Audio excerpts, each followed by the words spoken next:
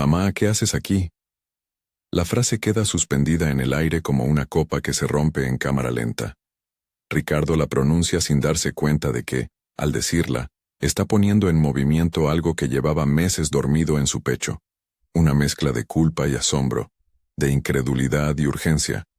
Frente a él, con las mangas remangadas y las manos arrugadas por años de trabajo, Laura enjuga platos con la mirada perdida.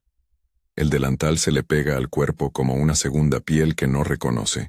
Detrás del mostrador, las luces del restaurante reflejan el brillo frío del perfume de Vanessa, que lo observa con una sonrisa ajustada, demasiado exacta para lo que sus ojos intentan decir. El lugar ostenta esplendor, mesas de madera pulida, vasos que brillan, un menú que presume nombres sofisticados. Es el restaurante de la familia, el proyecto que Vanessa presentó como su obra maestra. Un lugar con clientes que aplauden la estética y nunca miran hacia la cocina. Allí, detrás de todo ese lustre, la figura de la madre parece fuera de lugar, como si la vida que alguna vez la habitó se hubiese quedado en otra parte. Ricardo siente algo parecido a un vacío, como llegó su madre a lavar platos en el restaurante de su propia nuera. La escena debería haber sido sencilla, una visita, un café, una sobremesa corta. En cambio, es una confrontación interrumpida por el ruido de las cucharas y el chorro de agua. Ricardo escucha, en el tintinear metálico, pequeños fragmentos de una verdad que hasta ese momento solo le había llegado por mensajes habituales. Está bien cuidada. No te preocupes, yo me ocupo de todo. Ha mejorado. Esas frases, dichas por Vanessa entre sonrisas y filtros, se habían convertido en la excusa perfecta para su ausencia prolongada. La distancia, el trabajo, las decisiones delegadas, un entramado de razones que ahora suenan huecas. No hay una sola causa para lo que sucede. Hay sutilezas que, sumadas, forman una violencia lenta. Laura no es una mujer rota de un día para otro. Es una mujer que fue perdiendo ritmo, pulso y voz, con la rutina de las cucharadas que alguien le ofrecía bajo la promesa de cuidado. Al principio fueron cambios mínimos, sopas demasiado aguadas, visitas médicas que se acortaban, llamadas que se desviaban a buzones de voz, pequeñas ausencias de la sonrisa de quien la conocía. Nadie comentó demasiado. La familia, acostumbrada a no mirar la cocina, no vio el hervor clandestino que alteraba la receta de su vida. Vanessa lo hizo con manos elegantes. No hay en su proceder el gesto de quien atormenta con furia. Actúa como quien limpia un desorden, con eficiencia, con palabras medidas, con gestos que parecen ternura y caen como una caricia fría. Su perfume, siempre presente, flota como una capa que oculta el olor de la sopa. Las visitas se vuelven ágiles y calculadas. Controlar la dieta, administrar horarios, limitar las salidas. Quien no conoce los matices de la convivencia cree que todo es atención. Quien convive sabe que algunos cuidados son barrotes invisibles. Dalva lo supo antes que nadie. Empleada de confianza por años, conocía el tono de risa de Laura, las pequeñas supersticiones de la casa, el modo en que cerraba los ojos cuando un recuerdo era demasiado fuerte. Observó cómo la vitalidad de la mujer se apagaba a base de gestos mínimos, vasos dejados vacíos, discusiones evitadas, llamadas rechazadas. Dalva no se movió de inmediato para denunciar porque la protección de la familia le imponía la duda. No quería ser la voz que rompiera el equilibrio frágil de un hogar. Pero la duda, a veces, tiene la forma de un nudo que se hace eterno en la garganta.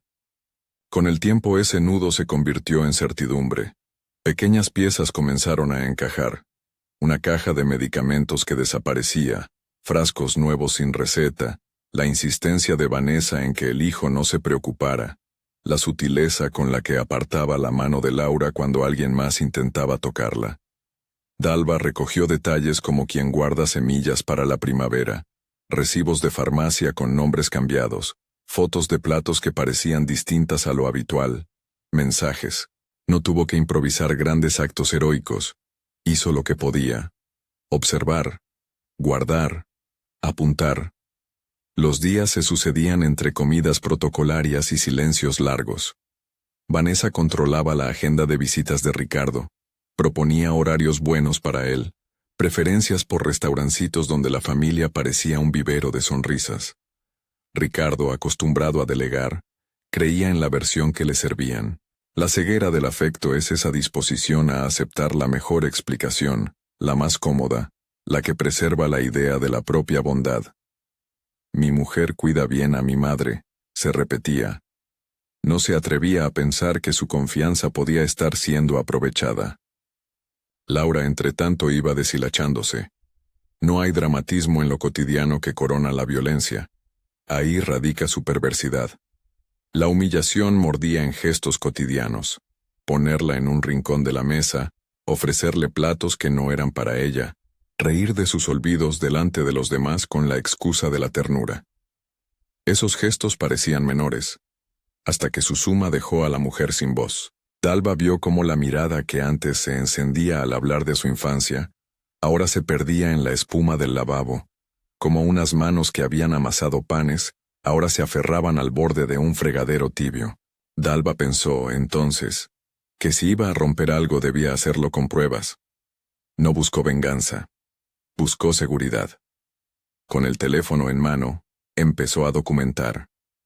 Grabaciones discretas, fotos de frascos, conversaciones transcritas en la memoria del dispositivo. No expuso a Laura a una humillación innecesaria. No armó una estela para alimentar chismes. Sus documentos eran una red de protección, sonidos, rostros, evidencias que no dependían de palabras que podían ser negadas. Infraestructura mínima. Alcance decisivo. Una tarde, mientras Vanessa preparaba una sopa con una parsimonia calculada, Dalva apuntó la cámara hacia la escena. No era el tipo de material que alguien quiere ver. Una mujer mayor sosteniendo la cuchara, otra mano vertiendo de un pequeño frasco hacia su taza. Un gesto que podría pasar por ayuda, y sin embargo, tenía algo mecánico. La grabación no mostraba una sentencia, solo una intención.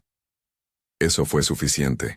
Dalva guardó el archivo en una carpeta con nombre neutro, y por primera vez, sintió que tenía algo que ofrecer al mundo que no miraba. Hubo resistencias internas. Denunciar a la nuera era desatar una tormenta que podría afectar a todos. También había miedo a no ser creída. Pero Dalva no era temeraria. Recogió más piezas en silencio, habló con el médico que atendía a Laura, y notó que algunas citas habían sido reprogramadas sin motivo. Anotó los nombres de los medicamentos, y observó que algunos frascos parecían no coincidir con las recetas. Resguardó mensajes, y cuando pudo, hizo una copia del video en un pendrive que escondió en su bolsillo. La lealtad a la mujer mayor superó el temor a romper la paz aparente. Mientras tanto, en su oficina llena de diplomas y objetos de lujo, Ricardo seguía creyendo en la estabilidad que le pintaban. Su vida tenía la comodidad del que confía ciegamente. Inversiones, viajes, compromisos que le permitían delegar lo íntimo. De vez en cuando una llamada, un mensaje con la foto de la mesa de la casa redecorada, la insistencia de Vanessa en que todo estaba bajo control. La distancia suaviza las aristas de la responsabilidad. El amor a la larga puede volverse selva si no se cuida. Ricardo no veía la maleza porque creía estar justo donde debería estar, en el centro del cuidado. El camino que llevó a Laura a la cocina del restaurante fue paulatino, envuelto en discurso plausible. Vanessa dijo que era bueno para ella mantenerse activa, que el trabajo ligero la haría moverse, que era sano sentirse útil. Nadie cuestionó demasiado la propuesta. Ocupar las manos parecía una terapia inofensiva. El restaurante, además, era un lugar donde nadie preguntaba demasiado. Allí, con la excusa del empleo, Laura pudo ser colocada en un puesto que la reducía a una tarea mecánica: lavar platos, organizar trapos, recogerlo todo. Ese acto, que debería ser honorario, se transformó en una forma de desplazamiento. La decisión se tomó con apariencia de cariño. Una mañana, Vanessa la llevó al local como si fuera una sorpresa. «Te va a encantar esto, mamá. Serás parte del equipo». Laura aceptó, porque aceptar era su costumbre. La cámara no captó ninguna resistencia. Pero en el restaurante, entre el calor de las campanas y el vapor de las salsas, su mirada empezó a extraviarse. El trabajo repetido la dejaba exhausta. Las palabras gracias y muy bien, señora, que le dirigían desde fuera eran correctas, pero no llenaban la ausencia de una mesa con familia donde su nombre sonara con cariño genuino. Cuando Ricardo entra al restaurante, esa tarde en que el mundo decide mostrar su doble faz, no busca ninguna escena dramática. Busca un lugar para almorzar, para cumplir una cita que se había prolongado, y para reencontrarse con un rostro que asume familiar. Al cruzar la puerta, el aire cálido lo envuelve. La música es la de siempre, pero hay un ruido que le atraviesa. El metal golpeando el metal en el lavadero. Y allí está ella. Ricardo no piensa inmediatamente en la traición. Primero piensa en cuidado. ¿Por qué nos han dicho esto? Su corazón se acelera porque la imagen no es coherente con la historia que había recibido. Se acerca sin plan, guiado por un impulso que es mezcla de inocencia y urgencia. Observa a una mujer que no es la versión en su memoria. Ve manos similares a las de su madre, pero la expresión es otra, más apocada, menos dueña de la palabra. Hay un anillo en su dedo que él inmediato reconoce. El anillo con la inscripción que le regaló cuando cumplió 50 años. Ese detalle, tan pequeño, lo empuja a mirar con mejor luz. La sorpresa se vuelve punzante. Vanessa, al verlo, se recompone. Su sonrisa funciona como máscara. «¡Qué sorpresa, amor!», dice, con la frase ensayada. La sala parece esperar una escena cordial. El reencuentro entre un hombre que regresa y una familia que no ha perdido su compostura. Pero la compostura está prestada. Ricardo siente una punzada de ira que no entiende, mezcla de abandono y vergüenza. Ha confiado en una narrativa conveniente, y la realidad le devuelve una imagen distinta. En ese instante, Dalva aparece a su lado con el teléfono en la mano. No hay teatralidad en su gesto, hay la calma de quien sabe que la verdad necesita poco más que presentarse. «Quiero que vea esto», le dice en voz baja, casi como un pedido de permiso. El video que ha guardado se reproduce en la pantalla. Manos que parecen ayudar, pero que vierten comprobantes de negligencia. Conversaciones que no se oyen completas, miradas que buscan testigos. Ni Vanessa ni nadie pueden retrotraer la escena. El archivo es simple, registra un hecho. La mirada de Ricardo se endurece. El reconocimiento es inmediato, brutal. Aquello que le habían dicho como cuidado, podía ser en cambio otra cosa. En su rostro hay una batalla. Por un lado, la impotencia de haberse dejado llevar por excusas. Por otro, la urgencia de reparar. No es un héroe perfecto que sabía desde siempre. Es un hijo que comprende, en un segundo, la dimensión de su ceguera. La culpa lo empuja hacia adelante, pero también lo paraliza. ¿Qué hacer en público? Delante de clientes que comen, que conversan, que no entienden nada. ¿Qué hacer para proteger a su madre sin convertir la escena en un escándalo mayor? El conflicto interno es una tormenta contenida. Vanessa intenta hablar. Sus palabras son pulidas, ensayadas. Todo tiene una explicación, dice, y sus manos se mueven para contener la crisis. Su voz intenta seducir la escena hacia la normalidad, como quien corrige una falla en un espectáculo para que la obra continúe. Pero el video existe. La evidencia ya no es materia de interpretación. Frente a las imágenes, la sonrisa de Vanessa tiembla un poco. Hay un resquicio donde la máscara puede caerse si alguien la empuja con la fuerza justa. Los comensales empiezan a notar algo. Un murmullo se extiende como un hilo fino. Algunos miran. Luego desvían la vista. Otros sacan sus teléfonos, curiosos. Nadie tiene todas las piezas. La escena ha cambiado su ritmo. De una comida común ha pasado a una tensión que corta el tiempo. El restaurante, que hasta hace minutos era la portada de un proyecto exitoso, ahora es el escenario de una revelación íntima. Ricardo no habla todavía. Mira a su madre con la mezcla de culpa y ternura que solo quien ha fallado sabe tener. Ella, lavando un plato, levanta la mirada y por un segundo, todo se detiene. Sus ojos son como ventanas empañadas que no permiten ver con claridad, pero sí atisbar la presencia de quien ama. Laura no necesita palabras para que la escena diga lo que ha callado por meses, una vida que fue despojada con paciencia, y que ahora reaparece a la luz. Dalva respira con la precisión de quien ha tomado la decisión correcta. Sabe que la verdad, cuando se exhibe, pone en movimiento un proceso que no siempre es fácil, pero que es necesario. En su bolsillo tiene la copia en pendrive, y junto a ella, la lista de fechas y pequeñas notas que confirman lo que el video sugiere. La empleada no busca venganza, busca que alguien vea. Y la persona que ahora ve es su patrón, el hombre cuya ceguera la había habilitado. En él deposita la confianza de que reaccionará no por ira, sino por responsabilidad. El restaurante guarda la respiración. Un plato se rompe en la cocina, y la nota parece un recordatorio de que nada volverá a ser igual hasta que se pase por esa ruptura. Vanessa intenta recomponer la escena con palabras suaves, promete explicaciones, busca atenuantes. A su alrededor, algunos rostros comienzan a reconocer la verdad por imágenes y por gestos.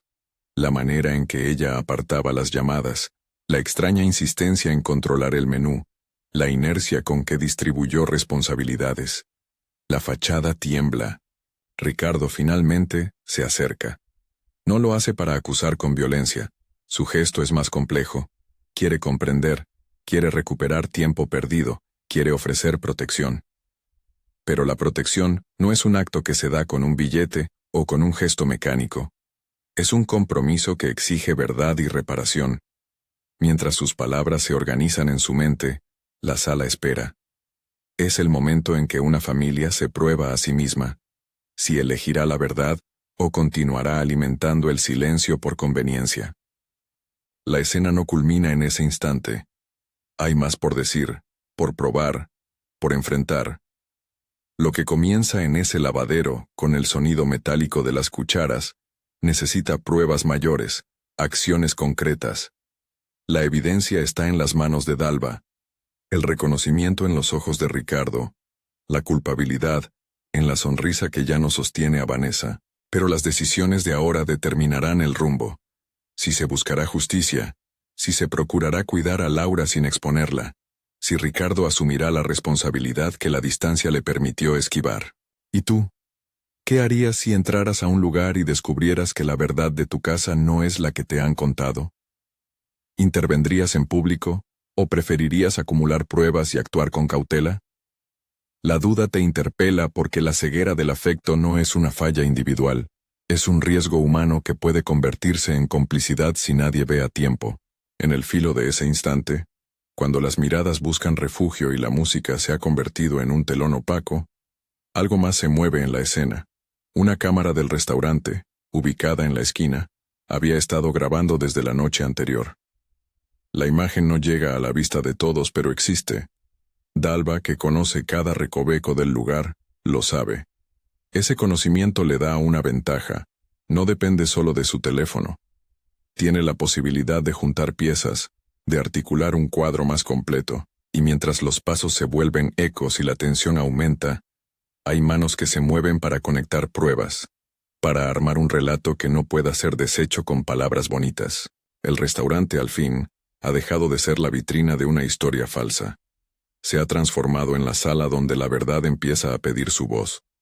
La pregunta que lanzó Ricardo, «Mamá, ¿qué haces aquí?», ya no es solo una curiosidad, es una señal de que algo ha cambiado. El silencio ya no es un lugar seguro, y eso, en una familia, es a la vez devastador y liberador. Porque ver la verdad duele, pero también permite comenzar a reconstruir aquello que se dañó. El reloj sigue su marcha, pero en la mesa principal el tiempo tiene otra cadencia. Lo que vendrá requerirá coraje, para separar el afecto de la ceguera, para enfrentar a quien hasta ayer era ejemplo de diligencia, para proteger a una mujer que necesita ser vista con ternura y no con control. En el aire queda la certidumbre de que las próximas horas definirán quiénes estuvieron de un lado u otro de la verdad, y mientras tanto, Las cucharas continúan tintineando, como si el mundo no supiera aún que su sonido está dictando el inicio de una revolución silenciosa. Si esta historia te toca, quédate conmigo hasta el final. Hay mucho por ver y entender, y tu mirada puede ser parte de la reparación. La conversación que se inicia después de la reproducción del video no es uniforme. Hay solapamientos de voces, promesas, intentos de neutralizar la gravedad. Vanessa, por instinto, busca controlar el lenguaje. Suaviza, delega, propone conversaciones privadas para aclarar malentendidos. Sus palabras son estrategias envueltas en ternura fingida. Ricardo, por su parte, siente un vértigo frío. La culpabilidad lo atraviesa y lo obliga a actuar, pero también a medir las consecuencias de su acción en un espacio público, donde terceros podrían verse afectados. Dalva, sin levantar demasiado la voz, enumera fechas y hechos. No exige justicia inmediata, exige atención. Sus notas son simples y concretas, citas reprogramadas, medicamentos cambiados, marcas en las manos de Laura que no estaban antes, conversaciones cortadas. Ella no busca humillar, busca verdad. Al fondo algunos empleados observan, otros murmuran. Un camarero se retira a buscar una caja donde guarda la hoja de horarios del personal, ahora disputada por los ojos que necesitan confirmar si la jornada de Laura realmente coincidía con lo que le habían dicho. En el costado, la cámara de seguridad sigue grabando. Su grabación no es amable con las buenas intenciones. Ve entradas y salidas, gestos, imposiciones.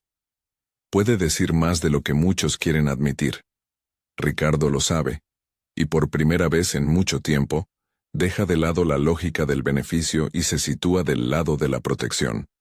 Busca la mirada de su madre, ella lo mira con confusión, como quien no comprende del todo el bosque que la rodea, pero en sus ojos hay un destello que habla de cansancio, y sobre todo, de la necesidad de ser sostenida por alguien que finalmente la vea. Lo que ocurre a continuación no será cómodo.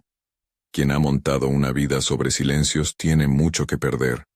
Quien intenta desmontarla debe prepararse para tempestades. La primera elección es simple: priorizar la verdad o guardar las apariencias que han mantenido un orden frágil. Y aunque la decisión se intuye, la manera de llevarla a cabo será compleja.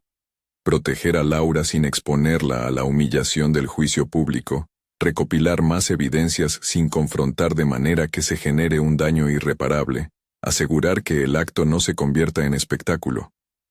Antes de que las palabras encuentren su punto final en aquella tarde, la figura de Laura se recuesta un segundo contra el borde del fregadero. Sus manos, aún húmedas, sostienen un plato que parece llevar impreso el peso de los años. Al verla así, Ricardo siente que la distancia que había construido con su madre se vuelve una grieta que ahora exige ser reparada. No se trata solo de castigar a quien pudo hacer daño. Se trata de devolverle a la mujer la posibilidad de ser tratada con dignidad.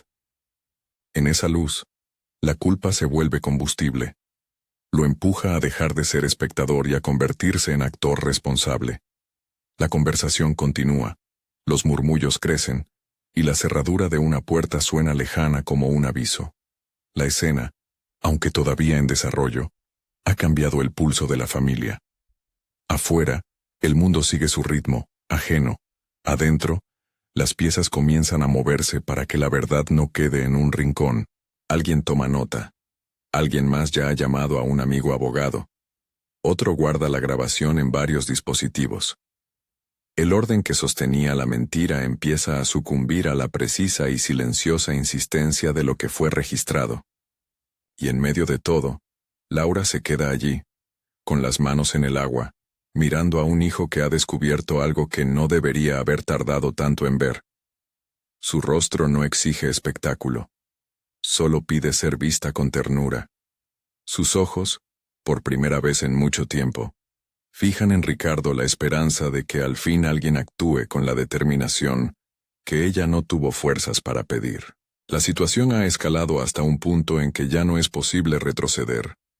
La evidencia ha sido colocada sobre la mesa, la ceguera del afecto ha sido enfrentada y, Aunque el juicio público todavía no ocurre, la familia tal como se conocía ha dejado de existir. Queda por delante la decisión de cómo proceder: empezar una investigación, asegurar la protección de Laura, confrontar a Vanessa o buscar un camino intermedio. Cada opción tiene consecuencias.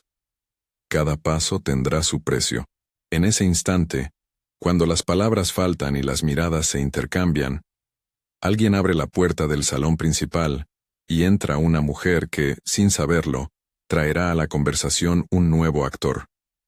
La posibilidad de que la verdad salga de los límites de la casa y llegue a la calle. Su presencia es insignificante y, sin embargo, el sonido de sus zapatos golpeando el piso se sincroniza con el latir de una resolución necesaria. La luz del atardecer entra por los ventanales y dibuja en el suelo la forma de lo que está por venir. Sombras que buscan lugar bajo la claridad de un día que decide mostrarlo todo. La mujer que entra no es una extraña. Es Clara, la vecina de la esquina, la que cada mañana compra pan en la pastelería del barrio y saluda a Laura con un beso en la mejilla. Su presencia rompe la fricción, porque trae consigo una mirada que no pertenece a la sala del restaurante ni a la lógica de la familia. Trae la certeza de que alguien fuera del círculo ha visto la escena, y que lo que ocurre ya no puede permanecer encerrado en la cómoda coartada de la intimidad. Clara se detiene en la puerta. Respira hondo, y sin proponérselo cruza el umbral hacia el fregadero.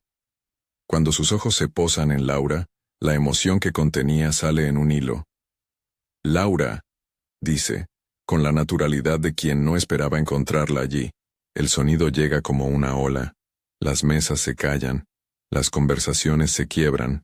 El restaurante se convierte en una cámara que apunta hacia un punto único. Clara se acerca, reconociendo al instante el anillo de la mujer que tanto había visto en la plaza, y lo hace sin teatralidad. Lo hace porque lo que estaba haciendo no podía esperar a la discreción. Su voz tiembla un poco, y en ese temblor se condensa la verdad que nadie tenía ánimo de decir. Alguien fuera de la familia también había notado el cambio, y su nota no era indiferente. No hay heroísmo exaltado en lo que sucede. Hay un movimiento humano que apela a lo que queda de dignidad. Clara toma la mano de Laura con ternura, y en la mirada de la mayor hay un destello que dice: «Alguien me ve». Esa mirada tiene el poder de derrotar una parte del silencio que había sido impuesto lentamente. Ricardo la observa, y siente cómo se forma una red alrededor de su madre que no puede ser deshecha por sonrisas falsas ni por excusas. La llamada a la autoridad ocurre con la prudencia que exige un caso así. No para convertir la escena en espectáculo, sino para garantizar medidas que impidan una nueva manipulación. Un empleado, conmovido, marca un número. Otro cierra las puertas de la cocina por discreción. En pocos minutos, llegan voces distintas. Una patrulla, rostros serios que no buscan condenar sino entender. Vienen con formularios y preguntas, pero sin el énfasis de quien pretende ajusticiar. Piden calma y accesos. No es un tribunal. Es la institución que abre un proceso para que la verdad no se disuelva. Vanessa intenta arreglarlo con gestos conocidos, ofrecer explicaciones, proponer paseos, sugerir conversaciones privadas con Ricardo. Su estrategia carece de fuerza frente a la evidencia. El video de Dalva y las grabaciones de las cámaras del restaurante configuran un relato que no admite interpretaciones cómodas. La mezcla de imágenes y fechas que Dalva entrega, ordenada, sencilla, sin dramatismos, construye un dossier que obliga a tomar medidas. La policía anuncia la apertura de una investigación. La palabra suena burocrática y justa a la vez. Investigación, no sentencia.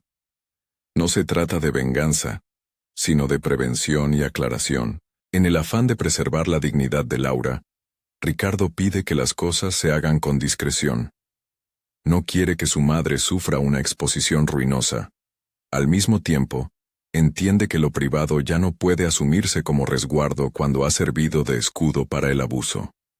Se siente responsable, más por omisión que por acción, y eso lo atraviesa como una sensación de vértigo que lo hará cambiar. A partir de ese instante, su postura no será de indiferencia, será de búsqueda. No pretende redimir el tiempo perdido con gestos grandilocuentes, sino con acciones continuas que reparen la vida cotidiana de su madre. La detención es la escena menos espectacular de todas. No hay gritos, ni cámaras, ni consignas.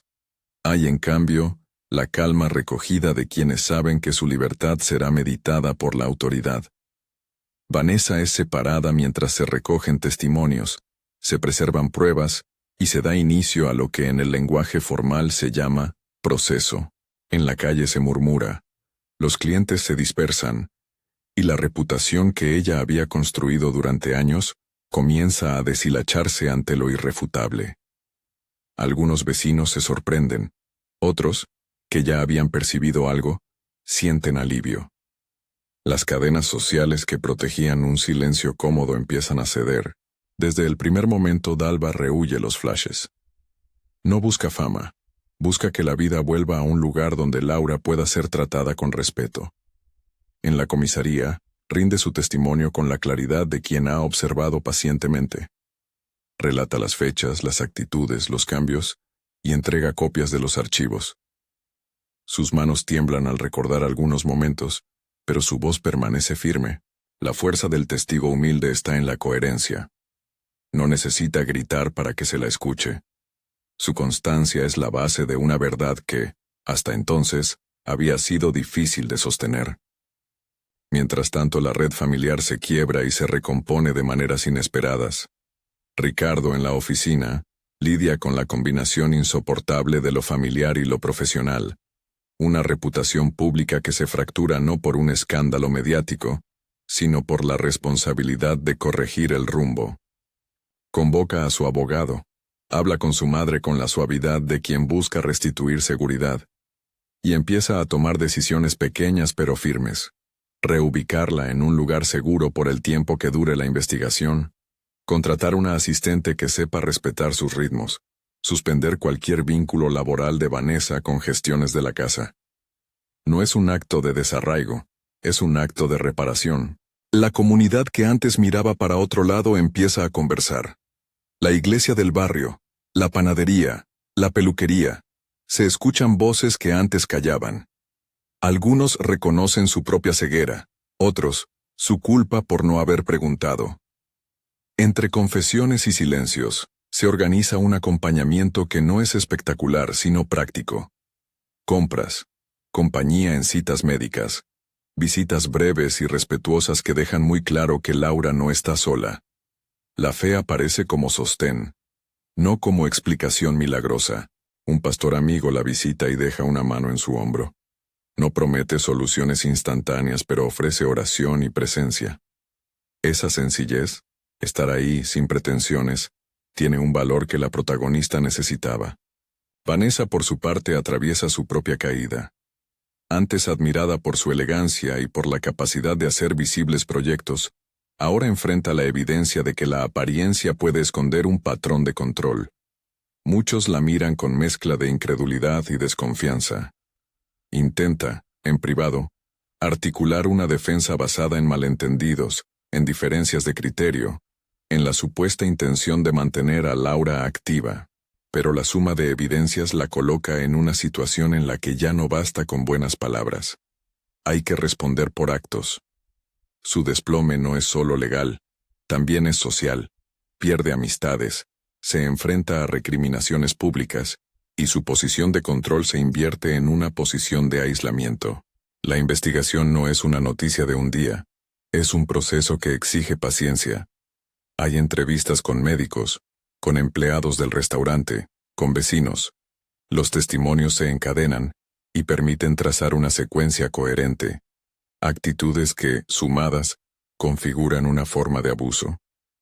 La narrativa que antes usaba la familia como explicación parece ahora un velo que ocultó la verdad. En ese trayecto, las instituciones realizan su trabajo sin alaracas innecesarias. Intervienen para proteger y para clarificar, con la cautela que exige la vida de una persona mayor. Se habla de medidas de protección, no de venganza pública. Ricardo vive días de insomnio. No es un culpable que se sacia con promesas. Es un hijo que comprende que la reparación exige más que palabras. Comienza a participar de las citas médicas, a revisar la medicación con profesionales, no para buscar milagros, sino para garantizar que los tratamientos sean los adecuados, a aprender a cocinar pequeños platos que le devuelvan a su madre sabores reconocibles. La reconstrucción es práctica. Reponer la rutina de la mañana, volver a tomar siestas en un sillón cómodo, traer una taza de café que no tenga prisas. Son actos modestos, casi humildes, pero enormemente transformadores. Laura, en ese lapso, no recobra todo de golpe. La violencia lenta dejó secuelas que requieren tiempo. Hay días mejores y días en que la memoria flaquea. Sin embargo, empieza a mostrar señales de recuperación. Una sonrisa que surge cuando escucha una canción de antaño. La sorpresa genuina por una flor nueva en el balcón. La voz que vuelve en pequeños relatos sobre una niñez que aún la habita. Estos avances son celebrados en voz baja, sin grandes anuncios ni titulares. La dignidad que se le restituye es lo más valioso. Dalva recibe gestos de gratitud, aunque ella siempre evite los reflectores. Ricardo, con la humildad que brota de quien ha fallado, le agradece en voz baja. No hay dinero que pueda pagar su lealtad, pero sí hay compromisos que se asumen. Invitarla a cenar un domingo, asegurar que su trabajo sea valorado, ofrecerle respaldo si la situación le trae represalias laborales. Dalva acepta sin alarde. Para ella la victoria no fue personal, fue devolverle a una mujer el derecho básico a ser tratada con respeto. En medio de todo esto, Vanessa intenta recomponer su versión en círculos más íntimos. Habla de incomprensiones, de mal manejo de expectativas, y, en algún momento, entrevé la magnitud de lo que ha hecho. No es una epifanía súbita. Es un proceso lento en el que la caída de su reputación la coloca frente a la posibilidad de mirar sus actos con honestidad. Algunos la condenan sin espacios de reflexión. Otros piden que la justicia actúe con imparcialidad. Lo que queda claro es que la comunidad ya no quiere que el cuidado se confunda con control. Esa lección, dolorosa, será parte de la restauración. Los meses transcurren con el ritmo de quien busca sanar. Hay audiencias que se mencionan en términos generales, hay informes que se entregan, hay la natural burocracia de cualquier investigación. Pero a la par de ese trámite institucional, se construye el verdadero trabajo. Recuperar lo humano que la violencia había erosionado. Ricardo aprende a depender menos de la distancia como excusa. Se convierte en presencia. Se reúne con terapeutas, escucha sin justificar su ceguera, y poco a poco reencuentra el equilibrio entre responsabilidad y afecto. En la casa, los cambios son pequeños pero sustanciales. Un sector de la cocina se reorganiza para que Laura pueda cocinar sin esfuerzo. Se instala una mesa más baja donde escribe notas con una letra que, a veces, tiembla, pero que es suya. Se pinta una pared con un color que le recuerda al jardín de su infancia. La casa empieza a respirar de otra manera. Las ventanas se abren más por las mañanas. Las voces se convierten en conversaciones respetuosas y no en órdenes disfrazadas de amabilidad. Es la reconstrucción de un espacio donde la dignidad es la norma, no la excepción. La comunidad, por su parte, se transforma. Algunos vecinos que fueron cómplices por silencio, ahora se involucran. Otros se mantienen a distancia. Lo importante es que la conversación sobre el cuidado de las personas mayores gana lugar. Se abren grupos en la iglesia para acompañar, se organizan charlas sobre derechos, se crea una red de apoyo que antes no existía. El caso de Laura funciona como espejo, doloroso sí, pero útil. Obliga a mirar, a preguntar, a exigir que el afecto no sea excusa. La ceguera del amor deja de ser un privilegio aceptable.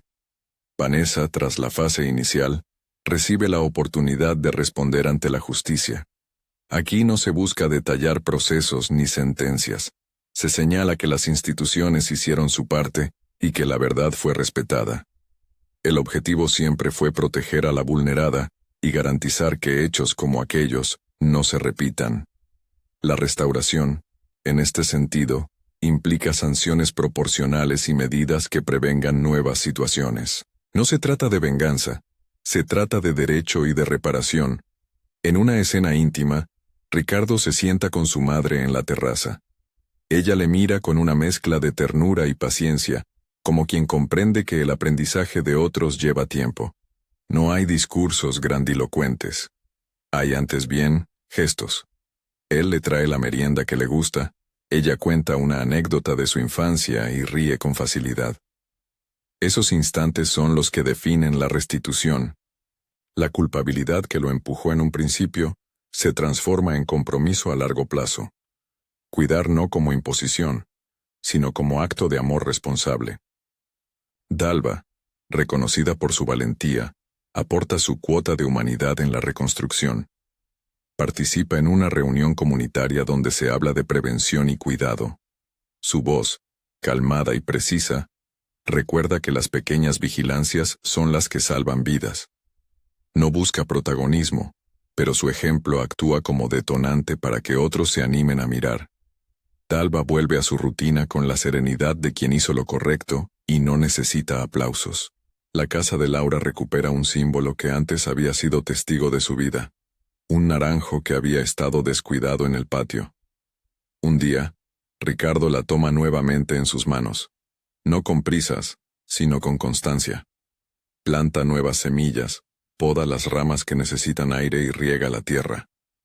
Ese naranjo se convierte en el leitmotiv de la rehabilitación. Cada hoja nueva es una promesa de que las pequeñas tareas diarias sostienen la vida. Laura, sentada en una mecedora, observa el trabajo con una sonrisa que se parece a la de años atrás. En su regazo, sostiene una taza de café tibio que huele a hogar. La escena final que elegimos no es una gran salvación repentina ni un acto espectacular de justicia. Es, por el contrario, la calma de la vida que vuelve a su curso con otra conciencia. Una tarde, en el patio, entre el olor del azahar y el ruido lejano de la ciudad, Laura se incorpora y ayuda a Ricardo a colocar una pequeña maceta en el borde del naranjo. Sus manos ya no tiemblan con la angustia de antes. Hablan sin prisa. Él le pide perdón y ella asiente, pero lo que más importa es la acción compartida, recomponer una historia hecha de detalles. El final no borra lo ocurrido, pero le pone un cierre digno.